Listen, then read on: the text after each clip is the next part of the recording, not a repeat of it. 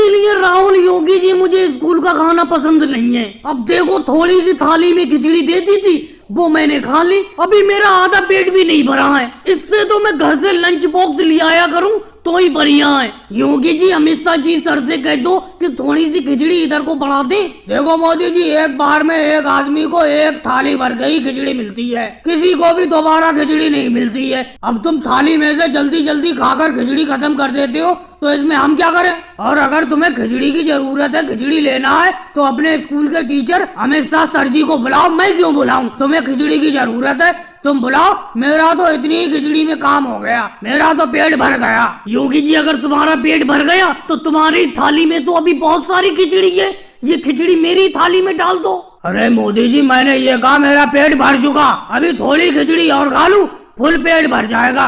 ऐसा है मोदी जी, राहुल पे खिचड़ी देखो बहुत खिचड़ी है, राहुल से खिचड़ी मांग लो। राहुल थोड़ी सी खिचड़ी देना, स्कूल की आज खिचड़ी बहुत अच्छी बनी है, ऐसा लग रहा है खाता ही रहूं। और स्कूल में एक ही थाली भर के खिचड़ी मिलती है, दोबारा खिचड़ी देते भी नहीं है। देखो मोदी जी, आज मुझे वैसी ही ज्यादा भूख लगी है, मैं खुद सोच रहा हूँ कि थोड़ी सी खिचड़ी इधर उधर से मुझे मिल जाए, ये पूरी की पूरी थाली भर के खिचड़ी खा जाऊंगा मैं, और अभी मुझे और खिचड़ी की भी जरूरत पड़ेगी। हालांकि मुझे ये भी मालूम है कि मुझे खिचड़ी नहीं मिलेगी, लेकिन पीछे बहन प्रियंका बैठी हुई है, वो ज्यादा खिचड़ी नहीं खा पाती है, उससे खिचड़ी मैं ले लूंगा। राहुल भैया, मेरी खिचड़ी के बारे में मत सोचना, आज की स्कूल की खिचड़ी वाकई में बहुत अच्छी बनी हुई है। हालांकि मुझे भूख ज्यादा नहीं लगी है, लेकिन इतनी अच्छी खिचड़ी है ऐसा लग रहा है खाते ही रहो। तो आज की खिचड़ी तो मैं तुम्हें नहीं देने वाली।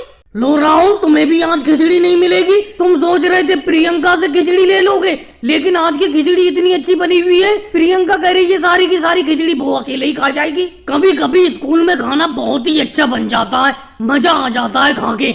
अखिलेश, तुम्हारे पास स्कूल की खिचड़ी थोड़ी बहुत बची हुई है, मेरी तो थाली में से खिचड़ी खत्म हो गई, अगर हो थोड़ी खिचड़ी मुझे दे दो। मोदी जी, आप भी बेफालतू की बात कर रहे हो, मैं आपसे खिचड़ी मांगने वाला था, आज की खिचड़ी बहुत अच्छी है, मजा आ गया। सही से राहुल, सही से पेटी में से मधुमक्खियों की शहद की ट्रे हल्की सी निकालो, जैसे मैंने हाथ में पकड़ रखी है वैसी हल्की से, नहीं तो ये मधुमक्खी अगर भड़क गई तो बहुत बुरा हाल कर देंगी। सही से निकालो। मोदी जी, जब से आपने मधुमक्खियों से शहद बनाने का धंधा शुरू किया है तब से मैं आपके यहाँ पे मजदूरी कर रहा हूँ, और पता नहीं ये मधुमक्खी मुझे कितनी बार ये बहुत बुरी तरीके से जंग मारती है। लेकिन मोदी जी, मुझे एक बात समझ में नहीं आती, ये शहद इतना ज्यादा मीठा क्यों होता है? राहुल, ये तो मीठा होता है बस कुदरती, लेकिन देखो इस ट्रे में तो मधुमक्खियों ने शहद बनाया ही नहीं है, जो मेरे हाथ में ट्रे है। ये मधुमक्खियों से शहद बनाने का व्यापार भी बिल्कुल ठंडा होता जा रहा है। पहले एक दिन में ये मधुमक्खी कम से कम 10-10 किलो शहद बना देती थी, लेकिन आजकल ये मधुमक्खी मुश्किल से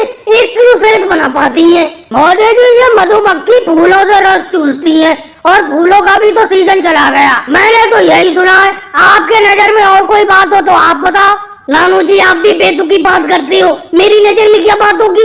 फूलों से ही रस चूसती है ये मधुमक्खी। हाँ, तुम्हारी इस बात का समर्थन करता हूँ मैं, आजकल फूलों का सीजन चला गया, इसीलिए ये ज्यादा शहद नहीं बना पा रही है मधुमक्खी। अखिलेश, तुम कैसे चुप खड़े हो? तुम्हारी ट्रे में कितना शहद है बताओ, फिर शहद को निकाला जाए। मोदी जी, मेरी इस ट्रे में भी बिल्कुल शहद नहीं है, आज मधुमक्खियों ने शहद बनाया ही नहीं है। मोदी जी, एक बात और मैं कह देता हूँ, कल से काम पे नहीं आऊंगा, मैं कितनी बार कह चुका हूँ, मुझे एक हेलमेट मंगा दो। केजरीवाल भी तो शहद का व्यापार करते हैं, उन्होंने सब मजदूरों को हेलमेट ला के दे दिए, जिससे कि मधुमक्खी उनके सर पर कहीं पे भी डंक नहीं मार दिए। मोदी जी, अखिलेश बिल्कुल सही कह रहा है, एक हेलमेट तो आपको ला कर देना ही पड़ेगा। अरे एक तो ये मधुमक्खी बड़ा शरारती होती है, जगह जगह डंक मारती रहती है, और डंक मारेंगी भी क्यों नहीं, अपना लोग इनका शहद भी तो ले लेती हो, इसीलिए आप एक हेलमेट ला के दे दो हम तीनों लोगों को, फिर ये मधुमक्खी हमारे कम से कम सर पे तो डंक नहीं मारेंगी। राहुल, तुम तीनों लोग काम बहुत कम करते हो और बातें बहुत ज्यादा करते हो। अब ये देखो, मेरे हाथ में भी तो मधुमक्खियों की ट्रे है, मैं तो कोई हेलमेट पहना हुआ नहीं हूँ। एक तो ये मधुमक्खी वैसी शहद नहीं बना रही है ज्यादा, ऊपर से तुम्हें हेलमेट